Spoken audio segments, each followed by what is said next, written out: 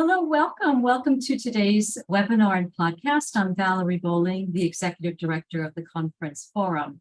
So I've been covering the medicine development industry for 20 years now, and over 20 years now, actually. And as long as I've covered the industry, I've noticed that the top challenge in clinical trial operations remains patient recruitment and engagement.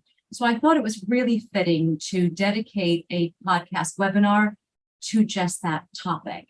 And so it is my pleasure to invite to this program Joan Bachenheimer and Bonnie Brescia, who are the founders of BBK Worldwide, to join me to discuss the evolution of patient recruitment engagement, the changing needs of clinical trials, and where the needs of R&D are going. What does that future look like? So Joan and Bonnie founded BBK 40 years ago now, so I want to congratulate them on their 40th anniversary. And the company is arguably the most established firm specializing in patient recruitment and engagement in clinical trials. So with that, Joan and Bonnie, welcome and congratulations on the 40th anniversary of BBK.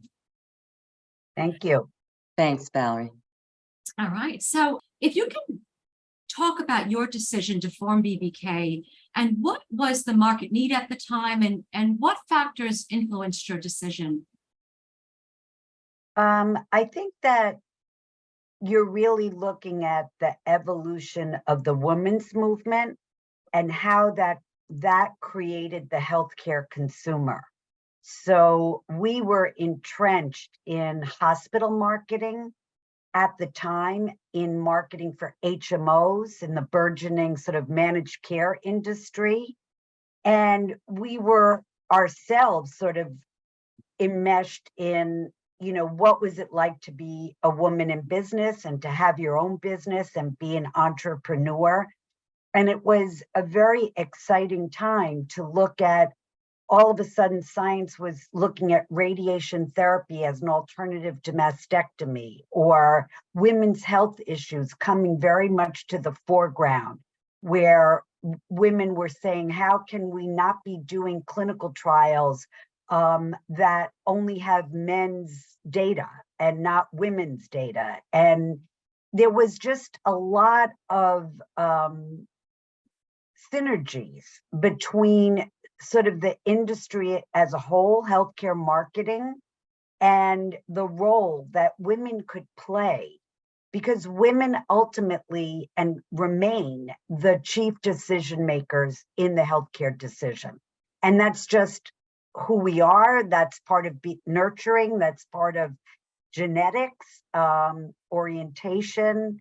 And so that's what was going on. It was really a sense of women empowering themselves for their families, but also within healthcare. And I think the last piece that I think is very important is that we started BBK after the Patient Bill of Rights became, not after, but the Patient Bill of Rights had been introduced by Dr. Mitchell T. Rapkin at Boston's Beth Israel Hospital, where I worked as the Assistant Director of Public Affairs. And that then became law. And so there was just this real connection between our understanding of the rights of a patient. And we took that and really applied that in our understanding of how to recruit and engage patients in clinical trials. Thank you. Bonnie, did you want to add anything to that? When you think about the evolution of how and where you were at that time? Yeah. One of the other things that Joan and I and our early team were looking at was the construct of integrated marketing communications. Now you can get a degree in that field, but back then it was anathema really to PR people and advertising agencies, et cetera. But in healthcare, you really need to look at that patient as a whole and using all the communications tools that are available. So that was also part of our vision for how we would take these things that Joan talked about that drove us as people to start the company, to also answer the question of how are we going to be communicating and how comprehensively, and being able to pull from whatever approach. And that continues today, particularly as we look more and more at engagement or diversity or those aspects of not being stuck in one approach and being open to many ways of communicating and engaging with people. So, how has decision-making changed and evolved within this industry? Well, I think when you look at what Bonnie was just talking about, which is how has the patient's voice become a part of how drugs are marketed, how decisions are made between the doctor and the patient. We started BBK right at a time where the American Medical Association began to allow physicians to advertise, right? So the connection between individuals, patients, having the right to make choices, wanting to better understand versus saying, listen, smarter people than I are telling me what to do with my health. That partnership that I think women have always experienced with a pediatrician, right? The pediatrician is trained to respect what the mother has to say about their child, right? That they are, because the child can't speak for themselves. But that started to translate into relationship building between patient and between physicians.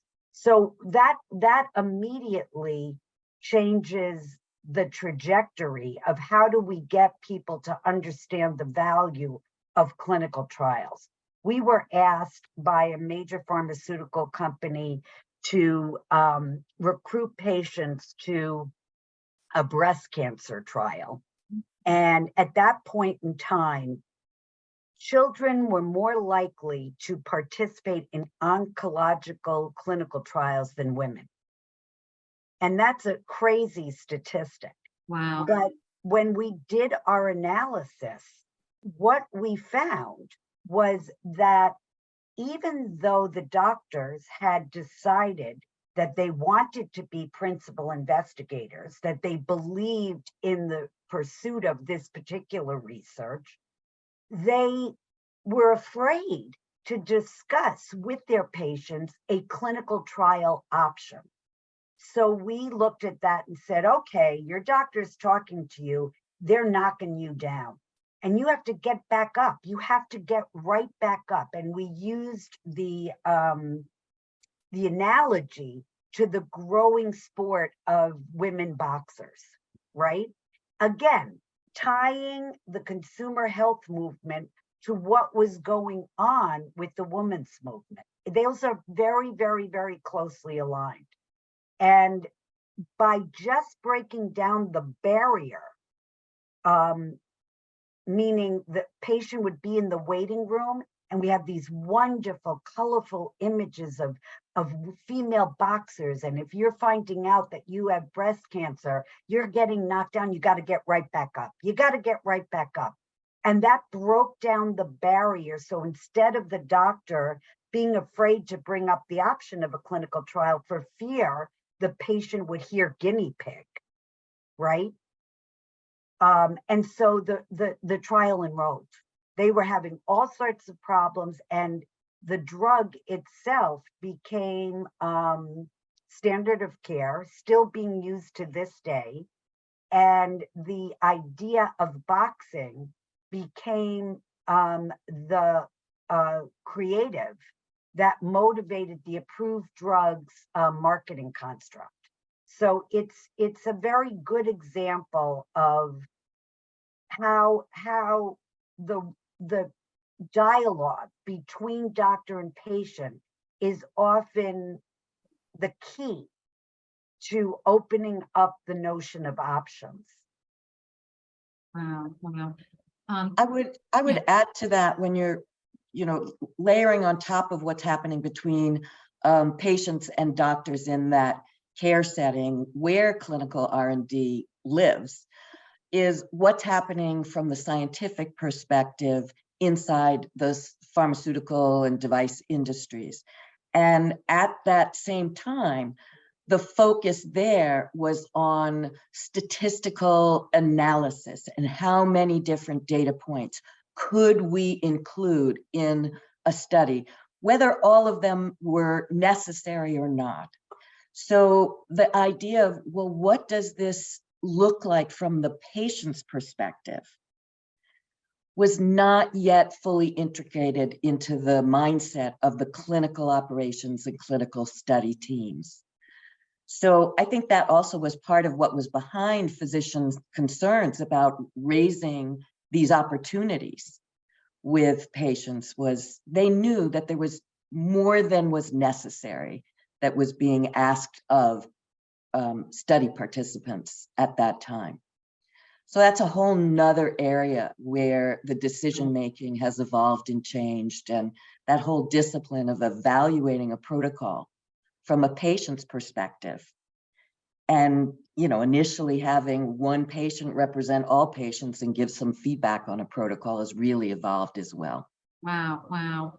So talk about evolving, right? So science has evolved so much. You think about personalized medicines and, how has that changed the decision-making process for sponsors when they think about their patient recruitment and engagement campaigns?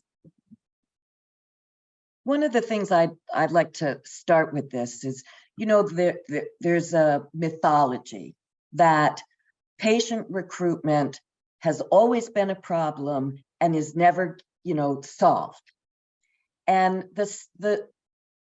my issue with that is that the science has evolved so significantly, and that we actually have addressed successfully what it takes to recruit for vaccine studies, what it takes to recruit for chronic illnesses. But as we moved into rare disease and now into even more personalized medicine, these are different problems that are being presented. And recruitment professionals are applying our expertise to these different problems. So I think that, Joni, I think we'll talk about just the excitement and opportunity that there is in the changes in science and how that really has driven us for decades. I think something we strongly believe in is that the earlier market science comes together with research science, the greater is the likelihood that a study will enroll on time. And what we mean by that is, even if you look at the protocol, I mean, years ago, we would stand and look at the protocol and say, do they really need to have 8 study visits in order for this to happen in such a compressed period of time? The protocol is the product, and you have to analyze that protocol against all the approved medications. For whom is this clinical trial truly a treatment option? For whom? Because they're out there. 60% of all people are not fully helped by the current drugs that are available. That idea of fully helped has changed dramatically. What does that mean? 25 years ago, that meant that blood pressure medication gave you hives, right? You couldn't take it. Fully helped now is, I feel a little nauseous when I'm on that medication, but when I take this medication, I don't feel like, so fully helped is already a changing evolutionary construct. And I think that once people could understand that you're in the care business, the pharmaceutical companies were in the care business because they were hiring doctors to follow a protocol, which is medicine. That's medicine. Simple and true, regardless if it's in a clinical trial or outside of a clinical trial. So I think that these ideas that marketing is not helpful is unfortunate, because marketing at its roots is an exchange. And for us to truly help people get better, there has to be an exchange. And I think that's something we've promoted throughout our 40 years. You know, you have so much experience working with so many different communities, and just building on what you were saying earlier, you know, you have the rare disease community, you know, personalized medicines. You know, how have those conversations with these different communities driven what BBK has done to support, you know, the entire study community? Do you want to? Well, as you were saying that, Valerie, one thing that hit me was there's a whole nother community of players in healthcare and in clinical research, and that is the research sites and the research professionals. Yeah. And one of the things that we have been committed to for as long as we've been doing this work is what are the obstacles that live at the research site level? What are the challenges that the doctors and the nurses and sub-investigators, what are they struggling with? And in what ways can we help them, help to remove some of those obstacles for them? And that's a hand in glove between what does the patient need, and if we are able to take some of the administrative or other aspects of clinical trial operations off the sites so that they can spend more time with the thing that participants value the most, which is time with them and the information exchange and what they learn about their Type of trial. Yeah. Yeah. Yeah. Nice, nice. And Joan, did you want to add to that?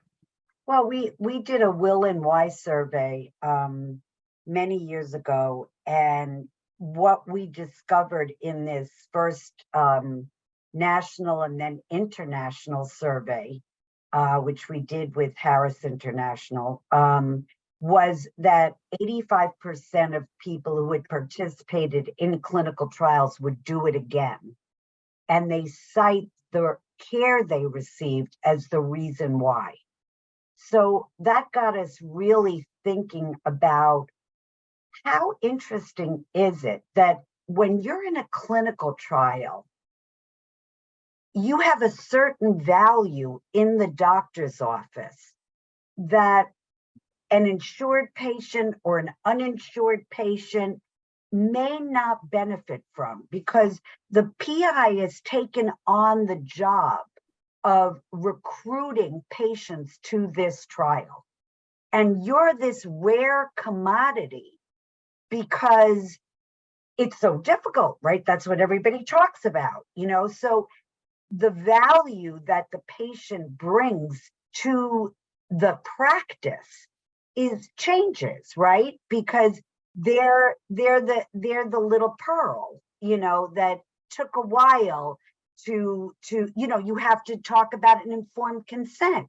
You have to make sure that the patient, and what we came to understand is that patients' perceived protocols, informed consents, when well done, and not just here, go read it and see you tomorrow, but that there was an interaction between the patient and the caregiver, that those were assets, not liabilities.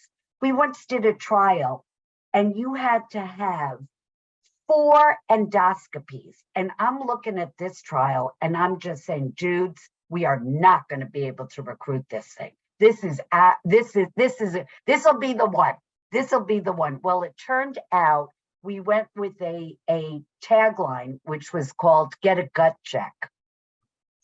And people were so worried about taking NSAIDs and what was happening to their bodies, or was it because they loved their NSAIDs, but they were so concerned about whether or not they were having negative results on their gastrointestinal system, that they actually saw the 4 endoscopies, which they didn't have to pay for or worry about the insurance coverage, as a positive.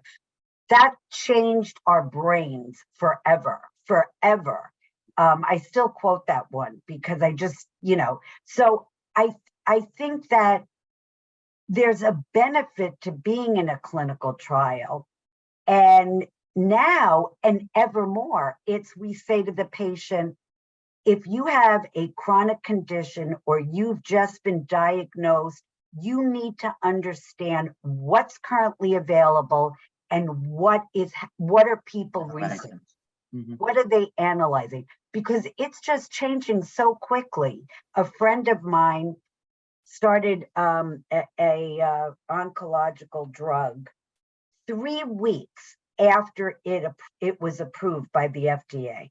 3 weeks after. That's a clinical trial. That's not enough data, but yet he's alive today because of it.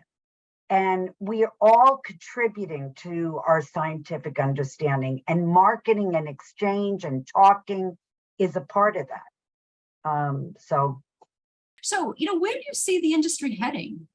Well, what do you, because, you have so much experience, these past 40 years, you've seen challenge after challenge, you've evolved with every challenge. What's next? Where do you see this heading, and how you're preparing for that? Prepared for that. Yeah. Well, I do think it's always been about and will be about the evolution of the science. And how do we blend what we know about patient perspectives, which is changing, and how to communicate with people, which is also changing. So what's media, and what's social media, and what's acceptable now, and what conversations happen in a physician office, and what's the role of a nurse practitioner or a PA. And so you have to stay open to looking at changes in your marketing and communications disciplines, looking at changes in science and the evolution of that, and looking at changes in the problems that people are living with, not just their medical problems, but the rest of the work. What impact does clinical research have on their time away from work, or the challenges with childcare? And so we continue and will continue to look at, stay open to, and not be afraid to change, offer new things, try new things, perfect those new things whenever we can, and help to distribute those throughout the marketplace. I think, I don't know if you know it or not, but BBK is now a part of the Publicis Health network. Publicis Health has been dedicated to, marketing for pharmaceutical, medical device companies. And we made that decision because of what we saw as their innovative approach to integrating what the clinical trial expert knows and has experienced with the marketing of medications. So, I don't believe that you can have horrible hay fever and allergies, and if you take an over-the-counter medication, you can sit in a field full of poppies and never sneeze. I don't believe that. I don't think that happens. And I think there's a way in which clinical trial marketing that's so guided by regulatory agencies. You can't make promises. You can only educate. You can talk about options. You can help people make decisions. That kind of approach needs to be applied in how we communicate about available medications. I think that through Publicis, we want to try to bring the world, if you think about doing focus groups or getting think about how much information we have over the years in how people approach Parkinson's disease. Just pick one, okay? How doctors feel about the different sciences that are associated with the trials that they're involved with. That is such valuable information to give to the whole marketing world. And so I think for us, we believe that there'll be there'll be a sense of these two disciplines have similar yet different orientations, and they can borrow from each other in order to better enable the consumer to make decisions. Don't forget, our budgets are 1/10 of, not even, of what you're talking about to market an approved medication. So we can do more. And I think Publicis believes that communication is medicine. And I think that was very compelling for Bonnie and I when we sold the company. Well, Absolutely. I have to say, thank you so much to both of you for, walking me through the evolution of patient recruitment engagement and how you have embraced it along the way and challenged how we can do a much better job, and your enormous contribution to this industry. And 40 years, well done, and congratulations as well on the relationship with Publicis and your continued forward thinking for patient recruitment engagement. It's been a real pleasure speaking with both of you, and thank you. Thank you, Valerie. Thanks very much, Val. Thank you.